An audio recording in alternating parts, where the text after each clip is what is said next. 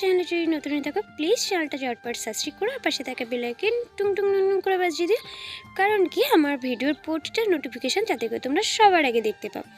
তা আজকে ফার্স্ট মর্নিংয়ে কিন্তু রেডি হয়ে গেছে আর আমি আর মা বেরিয়ে পড়লাম বড় মার দর্শনে। আর আমার কাছে বড় মা মানে কিন্তু আজকে 7 ভাই কালীতলার বড় মা, সেখানেই যাচ্ছি বড় মার দর্শনে। তার জন্যই ফার্স্টে আগে মাসিমণির দোকান থেকে এখান থেকে কিছু ডালা পারচেস করে নিলাম।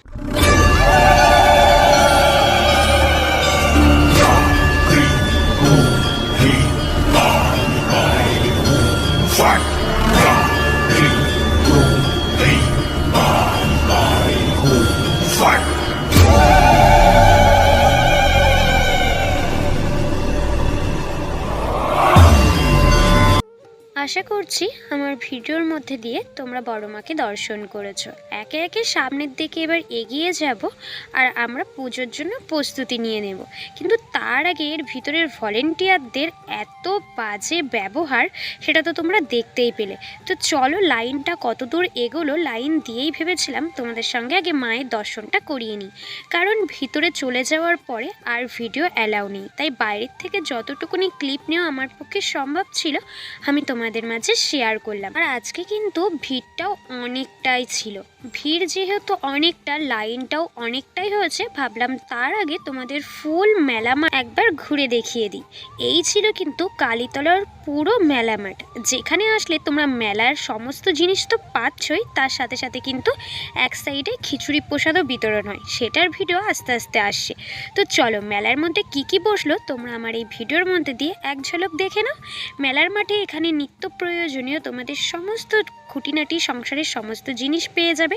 আর মায়ের শরীরটা খারাপ লাগায় মা এখানে দিদুনের পাশে বসে গেছিল, সেই ফাঁকে আমি টুকটুক করে তোমাদের ফুল মেলামাঠটা কিন্তু দেখিয়ে দিলাম। চলো এবার লাইনটা প্রায় এগিয়ে এসে তোমরা ভিডিওটা দেখতে থাকো আর আমি এই মন্দিরের কিছু কাহিনী তোমাদের সঙ্গে শেয়ার করি। এই মন্দিরটা বহু পুরনো, এমনকি জাগ্রত মন্দির। এই মন্দিরে যে মানতি করা হোক না কেন মা তা কিন্তু সর্বসময় পূরণ করে থাকেন।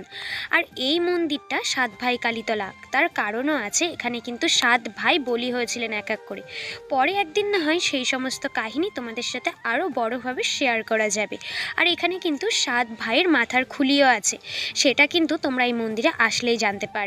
তো যাই হোক, আমাদের পুজো টুজো দেওয়া কমপ্লিট। এবার আমি প্রত্যেকটা বছর এখানে কিছু না কিছু ফল দান করি অনেক দুস্থ মানুষদেরকে। তো সেই জন্যই ফার্স্টে আমি ফল এক এক করে নিয়ে চলে এসেছি। এখানে কিছু মানুষদের মধ্যে আমি আজকে ফল বিতরণ করব। প্রত্যেক বছরই এটা আমি পালন করি, কিন্তু তোমাদের সাথে শেয়ার করা হয় না। আজকে ভিডিওটা করার একটাই কারণ, যারা দুস্থ মানুষ থাকে তোমরা যে যেরকম পেরো সেরকমভাবেই তাদের একটু সাহায্য করো, দেখো তাদেরও ভালো লাগবে আর তোমারও মন থেকে অনেকটা ভালো লাগবে। আর হ্যাঁ, আর একটা কথাও না শেয়ার করে থাকতে পারছি না, আমি একটু স্বাধীন চেতা মানুষ। আমি কোনো দিনই কারোর কথা ঠিকমতো শুনি না, যেখানে যেটা মনে হয়েছে সেখানে সেটা করেছি। তো আজকে আমার এই ভিডিওটা দেখে বা এর আগেও আমি অনেক রকম কথা শুনেছি, এটা করতে নেই, ওটা করতে নেই, এটা কেন করেছো, ওটা কেন করেছো। তা আমি আগা গোড়ায় একটু অবাধ্য, একটু চঞ্চল। তো আমি মনে করি না কারোর কোনো কথা শুনে কোনো কিছু আমি করব। আর আশা করছি আমার যেটা ভালো লেগেছে আমি সেটা করেছি। চলো মেন ভিডিওতে ফেরা যাক। এখন কিন্তু আমরা এখানে নৌকা করে পার হবার ওই পারেই কিন্তু সেই মন্দিরটা, যে মন্দিরে কিন্তু 7 ভাইয়ের মাথার খুলিটা রয়েছে, সেটা আশা করছি এই ভিডিওর মধ্যে তোমরা না দেখতে পেলেও ড্রিম গার্ল তনুশ্রী ইনস্টাগ্রাম ভিডিওতে গেলে তোমরা অবশ্যই দেখতে পাবে। বছরের শুরুটা হয়তো মায়ের কাছে আসতে পারিনি, কিন্তু বছরের এই 10 তারিখের মধ্যে মায়ের দর্শন পেয়ে আমি সত্যি খুব খুশি। আমি আশায় রেখেছিলাম নতুন বছরে 10 তারিখের মধ্যেই মায়ের দর্শন করব।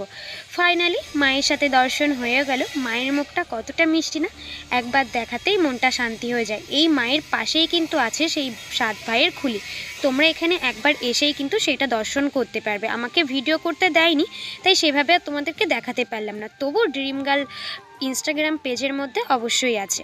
যাই হোক, চলো মেলাটা তো দেখা এই পাশের কমপ্লিট। এবার তোমাদের ব্রিজটা দেখিয়ে দিই। ব্রিজটা কিন্তু অপরূপ সুন্দর, এখানে কিন্তু খুব সুন্দর সুন্দর রিলসের জায়গা আছে। এই 7 ভাই কালীতলা যতটা জাগ্রত ততটাই কিন্তু শান্তিপ্রিয়, আর সৌন্দর্যের দিক থেকে বলতে গেলে তো কোনো কথাই হবে না। তোমরা যারা যারা আমার ভিডিও অনেক দূর দূরান্ত থেকে দেখছো, একবার হলেও আমাদের এই পোষকালীর মেলায় অবশ্যই এসো, তাহলেই বুঝতে পারবে জায়গাটার মধ্যে কতটা অপরূপ মাহাত্ম্য রয়েছে। এখন চলে চলে আসলাম সাতভাই কালীতলার শ্মশানে। এখানটায় কিন্তু আগেকার দিনে আমি শুনেছি অনেক মৃত মানুষকে এখানে কিন্তু পোড়ানো হতো। এখনও সেই প্রথা চালু আছে, কিন্তু সেটা অনেকটাই কম। যেহেতু এখানে মন্দির স্থাপন হয়েছে, সেহেতু সারা বছর প্রতিনিয়ত কিন্তু এখানে মানুষজনের আগমন ঘটে, সেই জন্য এখানটায় একটু এই সমস্ত জিনিস কমই এখন দেখা যায়।